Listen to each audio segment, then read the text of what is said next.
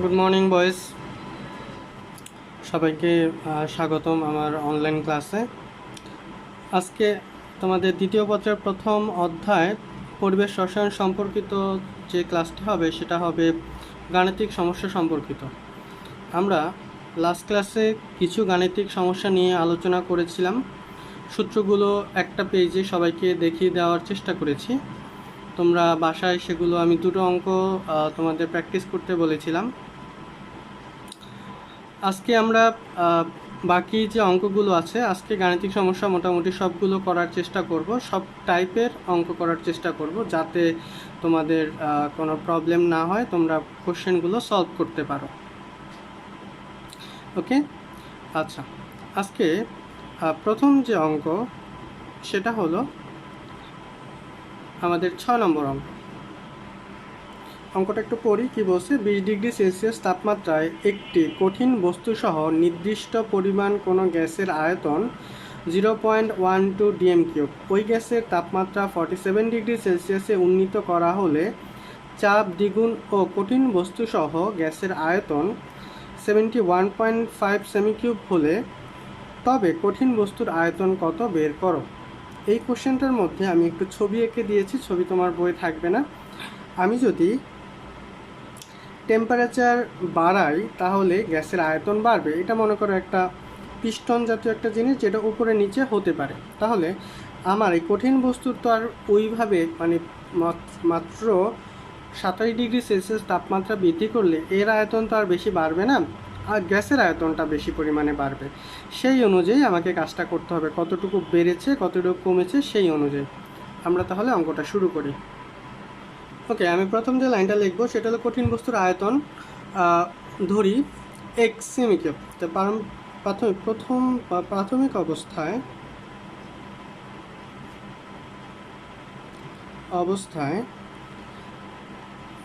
চাপ P1 = P এবং বস্তু ছাড়া বা কঠিন বস্তু ছাড়া বস্তু বাদে গ্যাসের আয়তন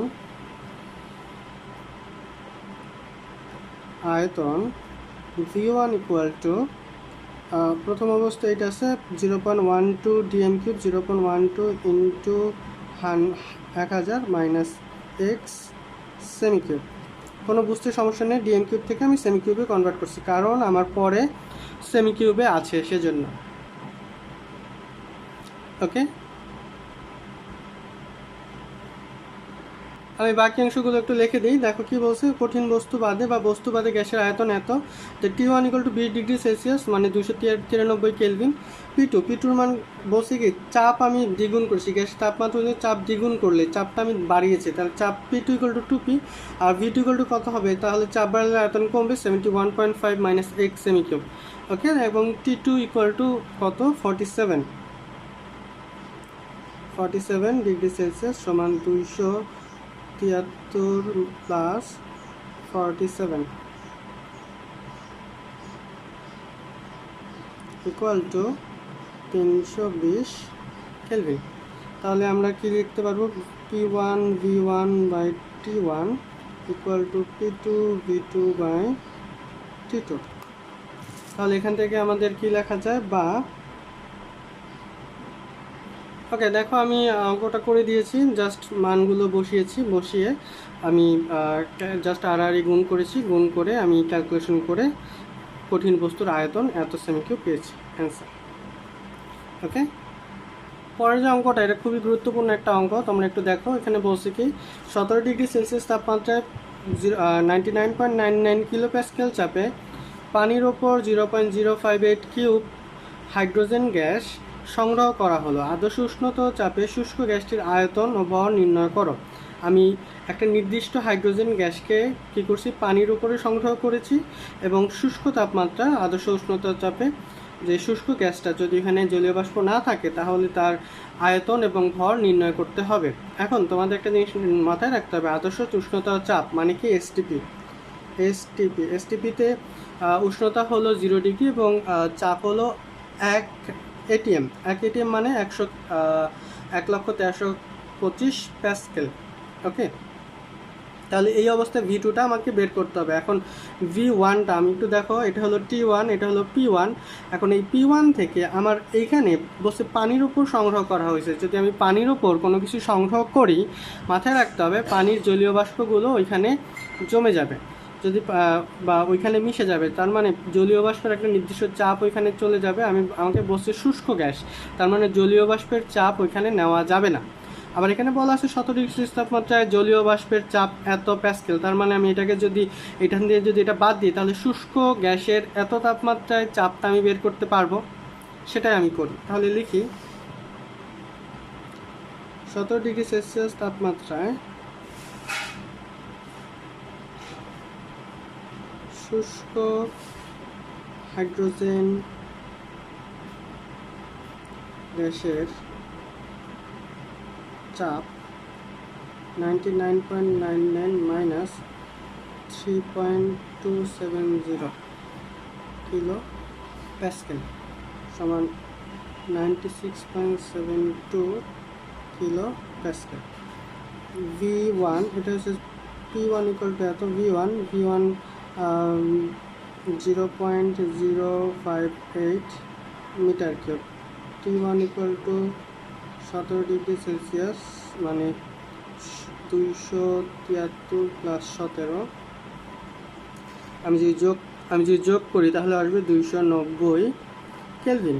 তাহলে P two equal to 1,13,25 pascal. তাহলে প্যাসকেলকে 1000 দিয়ে ভাগ করলে এত কিলো প্যাসকেল।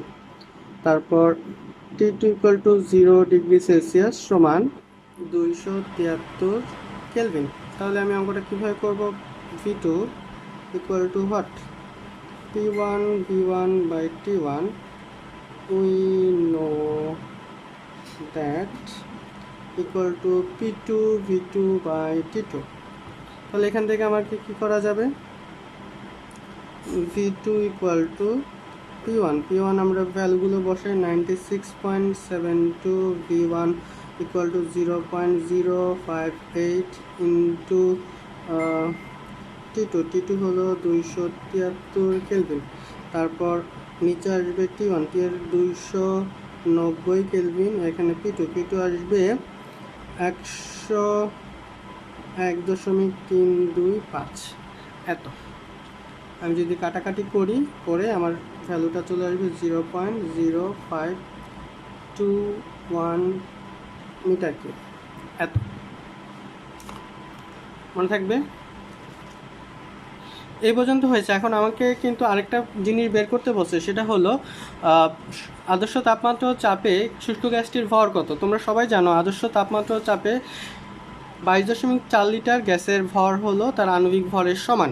তাহলে এটা যেহেতু হাইড্রোজেন বলে দিছে, তা হাইড্রোজেনের আণবিক ভর আমরা জানি 2.016 গ্রাম। তাহলে আমি একটু সুন্দরভাবে এই কাজটা করে ফেলি, যে আমরা জানি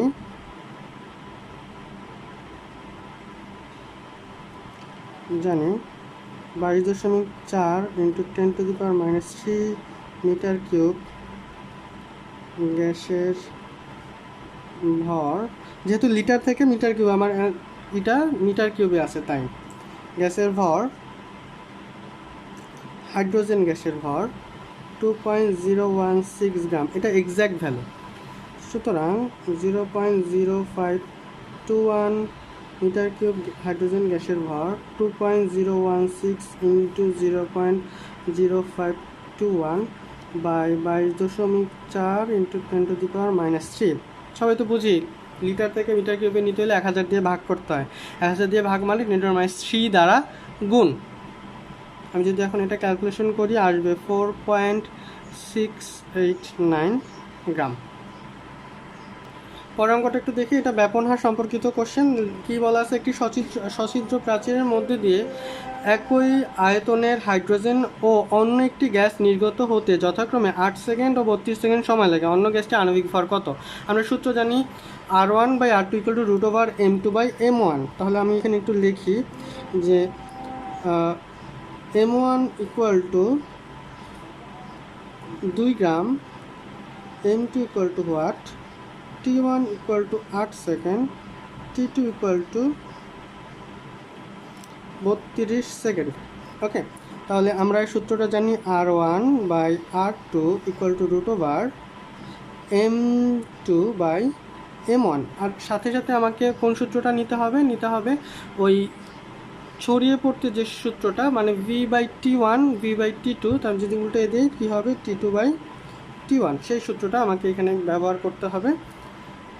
ক্যালকুলেশনটা মনে নাই, ওকে ক্যালকুলেশনটা দেখে দিই। R1/R2 equal to V/T1/V/T2।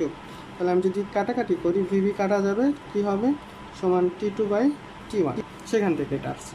তো সুতরাং আমার লাগবে M2-র মান, তাহলে M2/M1 ইকুয়াল টু T2 মানে 32/8, তার উপরে বর্গ, আমি উভয় পক্ষে বর্গ করলাম। তাহলে M2 ইকুয়াল টু, সরাসরি আমি এখানে করি 4 × 8 = 32, তাই 4 × 16, 16 × 2 মানে 16 দুগুণে 32 গ্রাম। তার মানে অজানা গ্যাসটি কী হলো, অজানা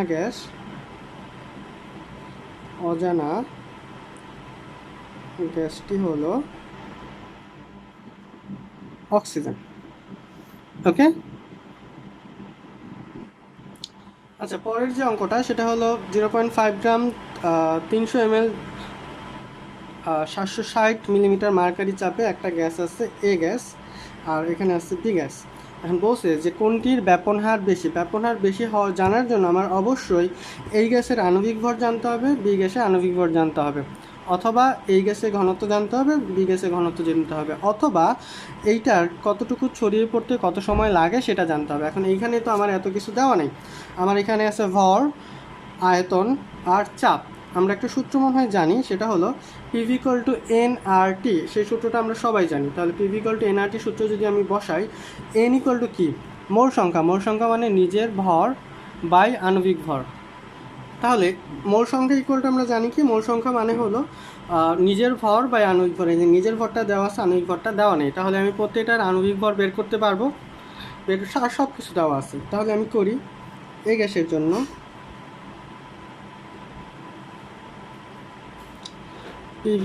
T1V1 = N1RT1। এখানে তাপমাত্রাটা দেওয়া আছে, হ্যাঁ এটা আমি দিই নাই, সেটা হলো 37 ডিগ্রি সেলসিয়াস তাপমাত্রা। ওকে, তাহলে আমি এখান থেকে লিখতে পারবো T1V1/RT1 ইকুয়াল টু ভর বাই আণবিক ভর, এটা। ওকে, তাহলে আমার এটা লাগবে। তাহলে এখান থেকে কী লিখতে পারবো, বা M1 ইকুয়াল টু, এটাই পাশে যাবে, এগুলো সব এদিকে W1R T1/P1V1। এই পর্যন্ত শেষ। আমি তাহলে এখান থেকে M1 ইকুয়াল টু কী লিখবো, W1 গ্রাম 0.5 গ্রাম। আচ্ছা, আমি যদি আর এর মান SI এককে বসে, সব কিছু SI এককে বসাইতে হবে। তাহলে আমার এখানে এইটা আছে কিসে, আসতে হলো 760 মিলিমিটার মার্কারি চাপ। তা মার্কারি চাপ থাকে, এটা সিজিএস একক, সেখান থেকে আমাকে হয় প্যাসকেলে কনভার্ট করে নিতে হবে অথবা এটিএমে কনভার্ট করে নিতে হবে। আমি তাহলে প্যাসকেলে কনভার্ট করে নিব। আমরা সবাই জানি যে 760 মিলিমিটার মার্কারি চাপ, এটা মানে হলো কি, মানে হলো 1 ATM, আর 1 ATM মানে হলো 1,1325 প্যাসকেল। ওকে, আচ্ছা আমি সহজে এগুলো এটিএম এককে নেই, তাহলে আর এত কনফিউশন করা লাগবে না, আমার যা আছে সেই অনুযায়ী কাজ করে দ্রুত মিলে যাবে। W = এত, আর 0.0821, T1 হলো 27 মানে 300 কেলভিন, P1 হলো 1 ATM, V1 মানে হলো এত ml, লিটার, যেহেতু এটা 0.3 লিটার। আমি যদি ভ্যালুটা বের করি আসবে 41.05 গ্রাম।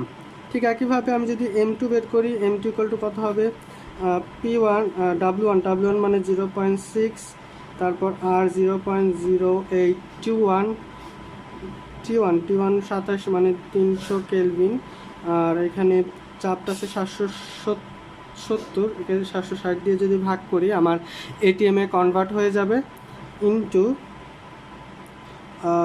আয়তন 400 মানে 0.4। আমি যদি ক্যালকুলেশন করলে আসবে 36.4 465 গ্রাম। দেখো প্রথমটার আণবিক ভর 41, দ্বিতীয়টা 36.46, তার মানে এইটা বড় এটা ছোট। আমি নর্মালি বলতে পারবো যেটা আণবিক ভর বেশি তার ব্যাপন হার কম, আর কত কম সেটা আমরা সহজে বের করতে পারবো। যেহেতু এখানে গাণিতিকভাবে বের করতে বলছে, আমাকে R1/R2 √M2/M1 ওই সূত্র দিয়ে বের করতে হবে। ওকে, দেখো আমি ক্যালকুলেশনটা করছি R1/R2 √M2/M1। তাহলে আমি M2-র মান বসিয়েছি, M1-এর মান বসিয়েছি, বসিয়ে আমি এটা পেয়েছি। এখন তোমাদের একটা কনফিউশন, সবাই এই ভুলটা করবা, আমি লিখে দিলাম যে এই ভুলটা তোমাদের হবেই।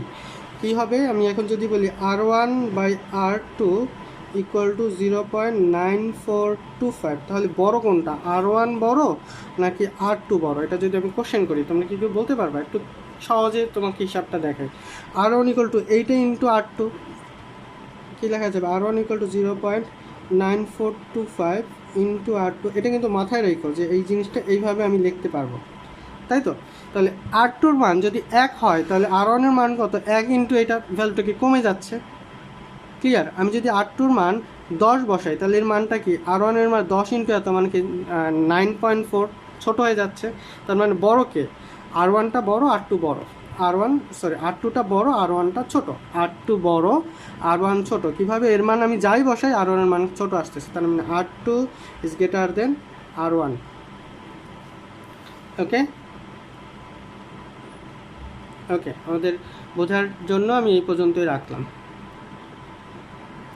পরে যে অঙ্কটা সেটাই বলছে যে একটি রঞ্জক ছিপি দিয়ে যে সময় 2 মিটার কিউব বাতাস প্রবাহিত হয়, উক্ত রঞ্জক ছিপি দিয়ে একই সময়ে কত মিটার কিউব হাইড্রোজেন প্রবাহিত হবে? বাতাসে আপেক্ষিক ঘনত্ব বা ঘনত্ব ইকুয়াল টু এত। এখন তোমরা কনফিউশন করবে এটা কোন অঙ্ক বা কী টাইপের অঙ্ক? এটা ঠিক ওই ব্যাপন হারের সূত্রের অঙ্ক, R1/R2 √D2/D1। দেখো এখানে বাতাসের ঘনত্ব দেওয়া আছে, এখন তোমরা হাইড্রোজেনের ঘনত্ব জানো না, হাইড্রোজেনের ঘনত্ব 1, এটা সবাই মনে রাখতে হবে।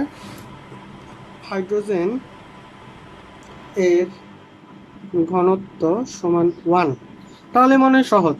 কিভাবে সহজ, R1/R2 √D2/D1 equal to T2/T1। তাহলে T1 T2-র মান যদি আমরা সমান হয়, এখানে আয়তনটা বের করতে বলছে, তার মানে V/T1/V/T2, সেখানে V এর একটা সম্পর্ক নিয়ে অঙ্কটা করে ফেলতে হবে। ওকে, এটা সবার বাসার SW, যদি না পারো আমি করিয়ে দিব, আর পারলে আমাকে করে দেখাবা। পরে যে অঙ্কটা দেখব আমরা সেটা হলো আংশিক চাপ সম্পর্কিত একটি অঙ্ক। সবাই একটু মনোযোগ দেই, এখানে কি কি দেওয়া আছে বলছে যে 10 DM³ একটা পাত্র, যার মধ্যে 0.7 গ্রাম নাইট্রোজেন এবং 11.2 গ্রাম অক্সিজেন আছে। তার মানে আমাদের দুইটা গ্যাস আছে যার পাত্রটার আয়তন হলো 10 DM³। এখন এখান থেকে আমাকে যে জিনিসটা বের করতে হবে সেটা হলো যে মিশ্রিত গ্যাস দুটির আংশিক চাপ বের করতে হবে। এখন আমরা আংশিক চাপের বের করার জন্য অনেকগুলো সূত্র শিখেছিলাম, সেই সূত্রের একটা সূত্র এখানে ইউজ হবে, সেটা তোমরা একটু মনে করে দেখো। PV = NRT, এরকম একটা সূত্র আমরা পড়েছিলাম। মোট আমি যদি বের করতে চাই যে এখানে যদি N1, এটার জন্য যদি আমি NA, এটার NB বের করতে পারি, তাহলে P of N2 = আমরা কী লিখতে পারবো, N of N2RT/V, ভিটা দেওয়া আছে, মোট আয়তন দেওয়া আছে, এই সূত্র দিয়ে আমরা বের করতে পারবো। তাহলে আমি প্রথমে নাইট্রোজেনের মোল সংখ্যা বের করি 0.7 গ্রাম বাই নাইট্রোজেনের আণবিক ভর হলো, নাইট্রোজেন হলো 14, 14 গুণে 28। আমরা যদি ভাগ করি তাহলে খুব সহজে এটা চলে আসবে 0.025 মোল। তাহলে আমি এখন যদি ভ্যালুগুলো বসাই দিই, 0.025 ইন্টু আর এর ভ্যালু আমরা এখানে লিটার বায়ুচাপ একক বসাচ্ছি, তার মানে 0.0821। তোমরা কিন্তু এই জায়গাগুলো সাবধান হবা, এই আর এর ভ্যালু তোমরা কিন্তু অনেক জায়গায় ভুল করবা। এখানে আছে এটা N দিয়ে N2, এটা হচ্ছে O2 নাইট্রোজেন দিয়ে দিই, তাহলে সাবধান, এটা কিন্তু 0.0821। এটা কিসের জন্য, লিটার বায়ুচাপ একক। আমি যদি এটা সিজিএস একক বসিয়ে তাই 8.314 ওইটা হবে, আর এস একক বসাইলেও সেটাই হবে। টেম্পারেচারটা সাধারণত আমাদের এটা যদি কিছু বলা না থাকে তাহলে আমাদের আদর্শ তাপমাত্রা মানে 0°C ধরে নিতে হয়। আর যদি বলে দেয়, আমি এখানে বলে দিচ্ছি, সেটা হলো 0°C, টেম্পারেচার 0°C, তাহলে কি হবে 273 কেলভিন। ভি হলো 10 লিটার, 1 DM³ মানে 1 লিটার। তাহলে এখান থেকে যদি ভাগ করি তাহলে আসবে কত, 0.056 ATM।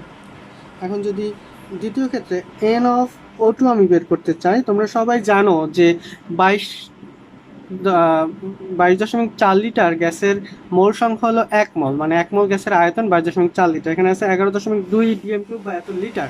তাহলে এটার কি হবে? ওকে, তাহলে মোল সংখ্যা 11.2 ভাগ 22 22.4 যদি ভাগ করি আমাদের আসবে হলো 0.5।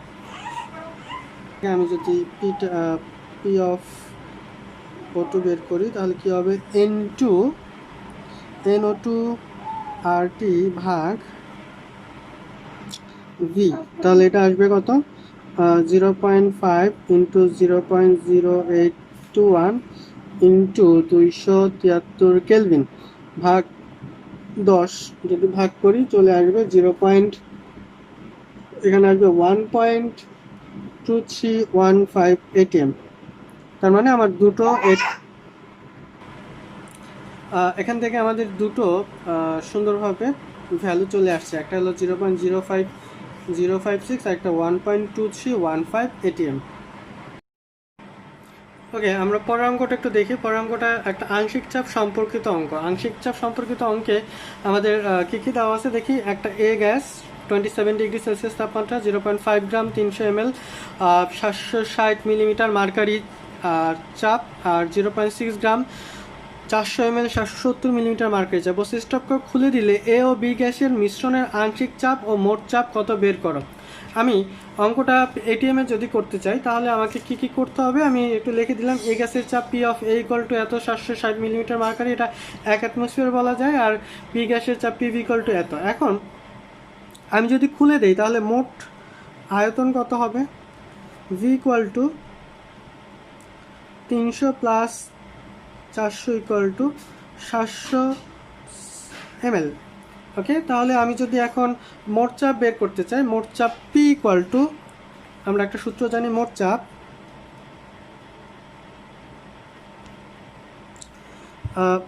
PV equal to P1 V1 plus P2 V2 by মোট চাপ ভি, তাই তো? তাহলে আমি এখান থেকে কি লিখতে পারবো, সরাসরি ভি দিয়ে ভাগ করে দিয়েছি যেহেতু, আর এখানে ভি লেখার দরকার নেই। পি এ 1 ইন্টু ভি মানে 300 প্লাস 1.013 ইন্টু 400 বাই 700। দেখি অ্যান্সারটা চলে আসছে যে 1.0074 ATM। তার মানে মোট চাপ হলো এত। এখন বলছে আংশিক চাপ ও মোট চাপ। আমরা মোট চাপটা বের করছি, আংশিক চাপ বের করিনি। তা আংশিক চাপ বের করার সূত্রটা কি, P1 V1 equal to P2 V2, মানে V2 এর বদলে আমরা এখানে লিখবো F1 V1 প্লাস V2। মনে পড়ে? তাহলে এ গ্যাসের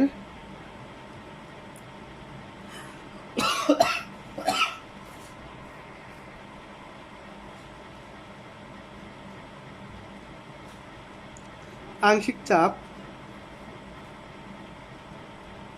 F1 equal to P1 V1 by V1 plus V2।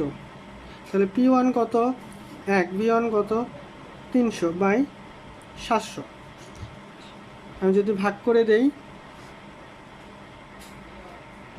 ঠিক একইভাবে 0.428, ঠিক একইভাবে বি গ্যাসের আংশিক চাপ F2 equal to P2 V2 by V1 plus V2 কত আসবে, 1.013 ইন্টু 400 ভাগ 700। দেখো কত আসতেছে, ভাগ করলে 0.5788 ATM। মনে রাখবা এই দুটো যোগ করলে এটা সমান হবে। সো আমি সরাসরি এটা বের করে এখান থেকে বিয়োগ করলেও আমাদের অ্যান্সারটা মিলে যাবে। সো আমাদের অঙ্কটা একটু দেখি, এইখান থেকে শুরু, সব কিছু আমি বের করলাম, আয়তনটা মোট বের করলাম, মোট চাপ বের করলাম, তারপর এই পর্যন্ত এসে অঙ্কটা শেষ হলো। ঠিক এই টাইপের অঙ্কই পরীক্ষায় আসবে, পরীক্ষায় যাতে তোমরা অ্যান্সারটা বের করতে পারো। অনেক সময় এখানে চাপটা দেওয়া থাকে না, সেই চাপটা বের করার জন্য আমরা PV = NRT ওই সূত্রটা ব্যবহার করি, ব্যবহার করে অঙ্কটা করা যায়, যেখানে ভর দেওয়া থাকবে, আণবিক ভর দেওয়া থাকবে। ঠিক একটু আগে যে টাইপের একটা কথা বললাম বা যে টাইপের একটা অঙ্কের কথা বললাম, সেই টাইপের একটা অঙ্ক দেওয়া আছে। 1.36 গ্রাম 2 লিটার 750 মিলিমিটার মার্কারি চাপ, 2.21 গ্রাম এত DM³ এত কিলো প্যাসকেল চাপ। এখানে দুইটাকে নিয়ে আমি অন্য একটা পাত্রে নিলাম, যে পাত্রের আয়তন হলো 5 DM³। তার মানে এখানে আয়তনটা 2 লিটার আর এখানে আয়তনটা হলো 1 লিটার। তাহলে আমি যে মোট আয়তনটা নিব সেটাকে এই দুইটা যোগ করে নিব না, আমার মনে রাখতে হবে সেই দুইটাকে আমি যেখানে নিয়েছি সেখানে মোট আয়তনটা কত। V মানে V1 + V2 মনে আছে। তার মানে এই দুইটার যোগফল তো আমি এখানে নিচ্ছি, তার মানে পাত্রের আয়তন বেড়ে গেছে। তো যদি পাত্রের আয়তন বেড়ে যায়, অবশ্যই সেই আয়তন V এর যোগফলটা কত হবে, তার মোট আয়তন V = হবে 5 DM³। ওকে, এই অঙ্কটা তোমাদের একদম বাসার কাজ, তোমরা চেষ্টা করবে। আমি V দিয়ে দিলাম, একদম সহজ অঙ্ক। P তুমি এখানে এটাকে কিলো প্যাসকেল থেকে তুমি হয় ATM এ কনভার্ট করবে অথবা মার্কারিতে কনভার্ট করবে, যে কোনো একটা। আমি বলে দিচ্ছি এটা কি। 1 ATM = 1,13,25 প্যাসকেল = 760 মিলিমিটার মার্কারি চাপ। ওকে, পরের যে অঙ্কটা, এটাও তোমাদের বাসার কাজ। দেখো, nitrogen gas 400 ml 1 atmosphere, oxygen gas 450 ml 1.5 atm, temperature 25 degree Celsius. Stopcock খুলে দিলে গ্যাস মিশ্রণের পর্যবেক্ষিত চাপ হলো 0.9 atm। উদ্দীপকে উল্লিখিত পর্যবেক্ষিত চাপ ডাল্টন আংশিক চাপ সূত্রকে অনুসরণ করে কিনা বিশ্লেষণ করো। এটা মানে কি? মানে হলো মোট চাপ এটা বের হয়েছে, আর এখানে যে জিনিসটা আছে সেই অনুযায়ী মোট চাপটা কত সেটা বের করতে হবে। সেটা যদি এটার সাথে মিলে যায় তাহলে বলবো সেটা হলো ডাল্টনের সূত্রকে সমর্থন করে, আর যদি না মিলে যায় তাহলে বলবো যে সেটা ডাল্টনের সূত্রকে সমর্থন করে না। এটাই হলো আমাদের কাজ।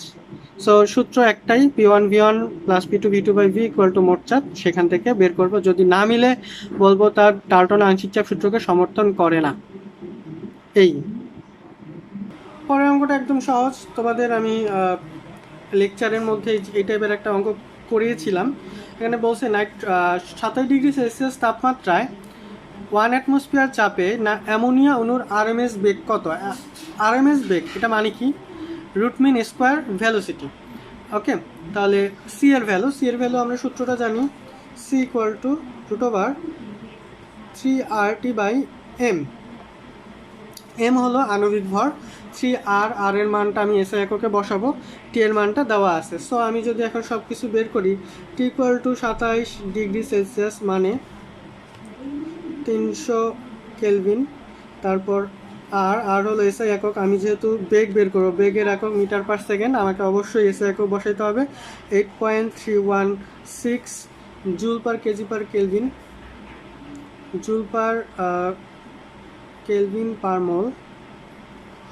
আর আণবিক ভর M = অ্যামোনিয়া হলো 17। তো 17 যদি হয়, আমি 17 গ্রাম থেকে আমাকে অবশ্যই এটা কেজিতে নিতে হবে, 10³ কেজি। কেন কেজিতে নিতে হলো? কারণ SI একক আমি সব কিছুতে বসাচ্ছি। তাহলে আমি যদি বের করে ফেলি, √3 × 8.316 × 300/17 × 10⁻³ তাহলে এখান থেকে আমি যদি কাটাকাটি করি, আমার সরাসরি কী চলে আসবে? 663.5 মিটার/সেকেন্ড, এত বেগ। ওকে, এত চলে আসবে। সো আমাদের এই টাইপের অঙ্ক আমি আরেকটা দিব SW, সেটা দিয়ে আজকে ক্লাসটা শেষ হবে। দেখো কী বলছে। 25 ডিগ্রি সেলসিয়াস তাপমাত্রায় 0.987 চাপে ATM চাপে 250 সেমি³ গ্যাসে উপস্থিত অণুর গতিশক্তি কত? গতিশক্তির একটা সূত্র আছে, সেটা হলো গতিশক্তি 3/2RT। তাহলে ওই সূত্র দিয়ে আমাদের অঙ্কটা করতে হবে। RTর বদলে তুমি কি বসাবা, বা সেখানে T কত বসাবা, R এর মান কত বসাবা, সেই অনুযায়ী অঙ্কটা করতে হবে। ওকে ওকে সবাই অঙ্কগুলো আমাকে প্র্যাকটিস করে SW খাতে জমা দিবে। এগুলোর উপরে তোমার SBA মার্ক নির্ভর করবে।